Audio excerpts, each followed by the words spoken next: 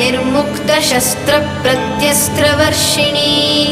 कराङ्गुलिनखोत्पन्ननारायणदशाकृतिः महापाशुपतास्त्राग्निनिर्दग्धासुरसैनिका कामेश्वरास्त्रनिर्दग्धसभण्डासुरशून्यका ब्रह्मोपेन्द्रमहेन्द्रादिदेवसंस्तुतवैभवा हरनेत्राग्निसन्दग्धकामसञ्जीवनौषधिः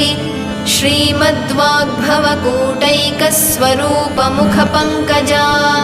कण्ठाधक्कटिपर्यन्तमध्यकूटस्वरूपिणी